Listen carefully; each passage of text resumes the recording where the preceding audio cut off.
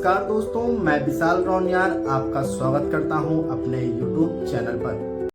दोस्तों, आज हम बात करने वाले हैं BSNL की। वही BSNL जिसे हम में से बहुत लोग पुराना नेटवर्क, सरकारी कंपनी या फिर स्लो इंटरनेट के नाम से जानते हैं। लेकिन दोस्तों, आज जो खबर मैं आपको बताने जा रहा हूं वो दिखाती है कि BSNL चुपचाप वापसी कर रहा है। और ये वापसी सिर्फ नेटवर्क का नहीं है, ये वापसी है खुद के पैरों पर खड़े होने की। दोस्तों, आज की वीडियो में हम जानेंगे BSNL ने संचार मित्र ऐप कैसे बनाया, पहले क्या दिक्कतें थीं और इसका फ़ायदा आम आदमी को कैसे मिलेगा। तो वीडियो को अंत तक ज़रूर देखिएगा और वीडियो अगर यूजफुल लगा तो वीडियो को ज़रूर लाइक करिएगा, हमारे चैनल को ज़रूर सब्सक्राइब करिएगा। क्योंकि दोस्तों, ये कहानी सिर्फ BSNL की नहीं है, हर आम मोबाइल यूजर के लिए बहुत ही यूजफुल स्टोरी है। तो चलिए शुरू करते हैं। दोस्तों, BSNL यानी कि भारत संचार निगम लिमिटेड, ये भारत सरकार की अपनी एक टेलीकॉम कंपनी है। मतलब ये कंपनी देश की है, किसी प्राइवेट आदमी की नहीं है। एक समय था जब हर गांव में BSNL का फ़ोन होता था, सरकारी दफ्तरों में BSNL का ही नेटवर्क चलता था और जब मोबाइल आया तो भी BSNL सबसे आगे था। लेकिन फिर जब प्राइवेट कंपनियों का दौर आया, जैसे एयरटेल, वोडाफोन और जियो, और उसके बाद BSNL धीरे धीरे पीछे होता चला गया।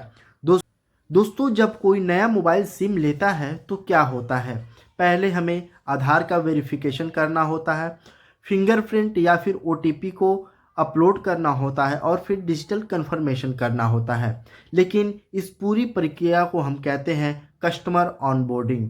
BSNL ये काम खुद नहीं कर रहा था। BSNL एक प्राइवेट कंपनी के ऐप पर निर्भर था और उस ऐप का नाम था संचार आधार ऐप। यानी BSNL का जो नया ग्राहक है, लेकिन जो वेरिफिकेशन किसी और के ऐप से हो रहा था। और दोस्तों, यहीं से BSNL के लिए परेशानी शुरू हो गई थी। अब जरा ध्यान से समझिएगा कि BSNL और उस प्राइवेट कंपनी का कॉन्ट्रैक्ट खत्म हो गया है। और जैसे ही कॉन्ट्रैक्ट ख़त्म हुआ है, BSNL नए ग्राहक नहीं जोड़ पा रहा था, नए सिम नहीं एक्टिवेट हो रहे थे और जो रिटेलर थे उनके हाथ बंध गए थे। अब ज़रा सोचिए, अगर आप दुकान पर जाएं और दुकानदार बोले सिम तो है लेकिन एक्टिवेट नहीं कर सकते हैं, तो आप क्या करेंगे? सीधे किसी और कंपनी का सिम आप ले लेंगे। और BSNL के साथ बिल्कुल ऐसे ही हुआ था और इसी वजह से BSNL ने हजारों नए ग्राहक खो दिए और जो दुकानें थी खाली बैठ गईं और कंपनी को भारी नुकसान हुआ। और सबसे बड़ी बात, BSNL को समझ आ गया कि किसी ज़रूरी काम के लिए दूसरे पर निर्भर रहना बहुत बड़ा रिस्क है और यहीं से शुरू हुआ आत्मनिर्भर BSNL बनने का फैसला।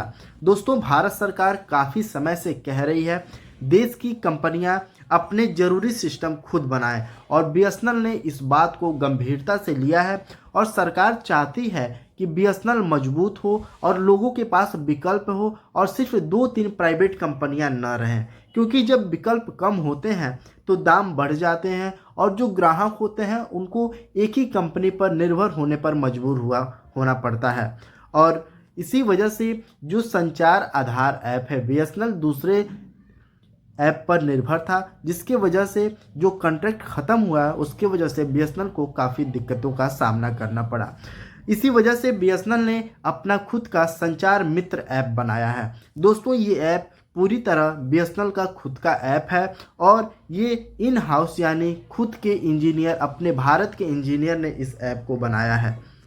इस ऐप से BSNL रिटेलर, BSNL फ्रेंचाइज सीधे आधार वेरिफिकेशन कर सकते हैं, नया सिम एक्टिवेट कर सकते हैं और बिना किसी बाहरी कंपनी के, मतलब अब BSNL किसी पर निर्भर नहीं है, पूरा कंट्रोल खुद के हाथ में है। दोस्तों, इससे जो BSNL के कस्टमर हैं उनको आसानी से BSNL का सिम मिल जाएगा, एक्टिवेशन में देरी नहीं होगा और फ्यूचर में सस्ते प्लान आ सकते हैं। सेकेंडरी सिम के लिए BSNL बढ़िया ऑप्शन हो जाएगा और कंपटीशन भी बढ़ेगा, दाम भी कम रहेगा। दोस्तों, आपने देखा कि कैसे BSNL ने एक बड़ी गलती से सीख लिया। BSNL अब खुद पर भरोसा कर रहा है। संचार मित्र ऐप एक मजबूत कदम है। दोस्तों, अगर आपको ये वीडियो यूजफुल लगा हो तो वीडियो को ज़रूर लाइक करिएगा, हमारे चैनल को ज़रूर सब्सक्राइब करिएगा। ठीक है दोस्तों, मिलते हैं आपसे अगले वीडियो में। तब तक के लिए जय हिंद, जय भारत।